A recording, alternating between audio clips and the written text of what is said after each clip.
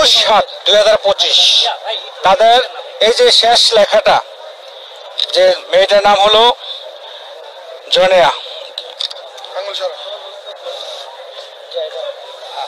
আর গতকালকে 21 তারিখ ছিল যে ম্যাডাম অথবা টিচার হবে, এই যে তার চাইনটা। আজ আমাদের মাঝে হয়তো বা বেঁচে আছে কিনা আমরা কেউ বলতে পারি না, কিন্তু তার এই হাতের লেখাটা হয়তো জীবনের শেষ লেখা। আমরা সবার জন্য দোয়া করব। দেশের রাজনীতি ওই দিনই বন্ধ হবে যেদিন ভাই মনে করেন যে এই মানে নেতারা আইসা ভাই মনে করেন রাস্তা ব্লক করবে না, দেখানো রাজনীতি লাগবে না ভাই।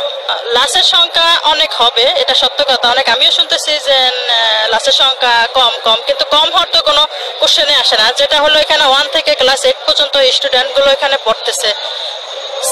7 এবং 8 ক্লাসের একটা বাচ্চাও ওরা জীবিত পায় না, এমনকি সুস্থও পায় না। তাহলে ওইখানে আপনি যদি এক একটা ক্লাসে যদিও আপনি 30 থেকে 35 স্টুডেন্ট থাকে, তাহলে তো এখানে তো আছে আমার 60-70। তাহলে এটা আইডিয়া দিচ্ছে 2টা ক্লাসে তো আমার 70 জন স্টুডেন্ট আমি পাচ্ছি না, 7 আর 8, আর বাকিগুলো তো আছে। তারা রিউমারটা ভুয়া রিউমার ছড়াচ্ছে, আমি অ্যাজ এ গার্ডিয়ান হিসাবে বলবো। লুকিয়ে ফেলা, আসলে লুকিয়ে ফেলাকে এত সম্ভব? এত লাশের মাঝে এতগুলা লাশ লুকিয়ে ফেলা সম্ভব? অসম্ভব ব্যাপার এগুলা। আমরা নিজেরা, আমার বাচ্চা স্কুলের স্টুডেন্ট, আমি আসলে একজন গার্জিয়ান হিসেবে আসলে কি বলবো, আমি মানা সম্ভব না, এগুলা লুকিয়ে ফেলা সম্ভব না। এটা স্বচক্ষে সবাই দেখতেছে, তারপরে যদি তারা বলে, মানে এটাকে কি বলবো আমি বুঝতে পারতেছি না। কেন এই শিশু বাচ্চাদের নিয়ে লাশের রাজনীতি চলছে আমি আসলে বুঝতে পারতেছি না।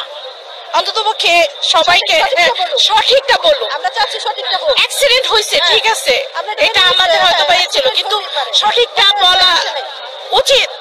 যার বাচ্চা হারাইছে, যার বাচ্চা মারা গেছে, সে জানে, গার্ডিয়ানরা জানে যে তাদের কি অবস্থা।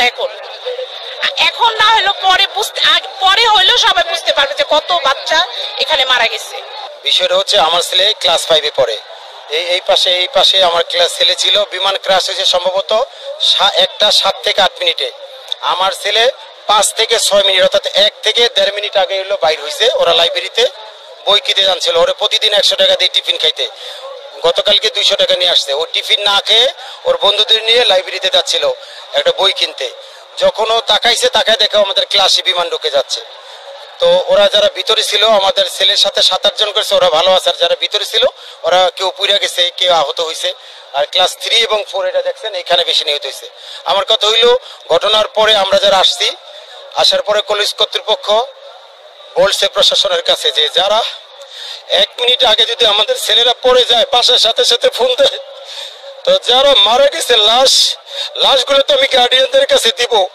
এই কথা বলার পরে কলেজ কর্তৃপক্ষ, স্কুল কর্তৃপক্ষ এবং আমাদের সন্তানদের উপরে আইন প্রয়োগকারী সংস্থা খারাপ আচরণ করছে, মারধর করছে। অন্যান্য সময় সেনাবাহিনীর যে ভূমিকা, কালকের ভূমিকা সুন্দর ছিল না।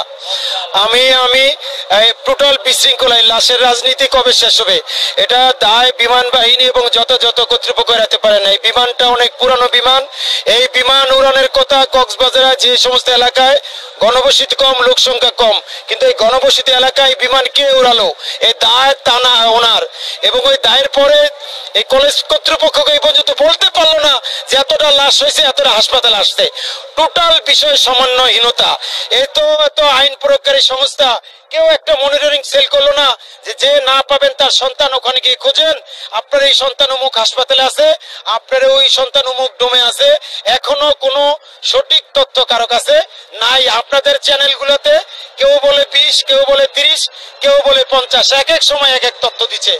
আমরা এখন পর্যন্ত যাদের লাশ পাচ্ছে না, এই বিষয়গুলা যথাযথ কর্তৃপক্ষ দৃষ্টি আকর্ষণ করছি এবং এই দায় থেকে বিমান বাহিনী কর্তৃপক্ষ এড়াতে পারেন না।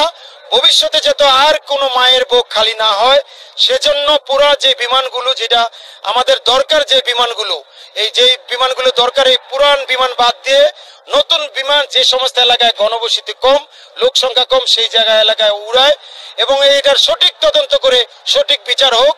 এবং কলেজ কর্তৃপক্ষের সাথে যারা খারাপ আচরণ করছে আমাদের শিক্ষক অভিভাবকদের সাথে, সেটা যথাযথ কর্তৃপক্ষের কাছে যেন ক্ষমা চেয়ে নেয় এবং ভবিষ্যতে যাতে এই ঘটনা না করে। সবাইকে ধন্যবাদ। আসসালামু আলাইকুম।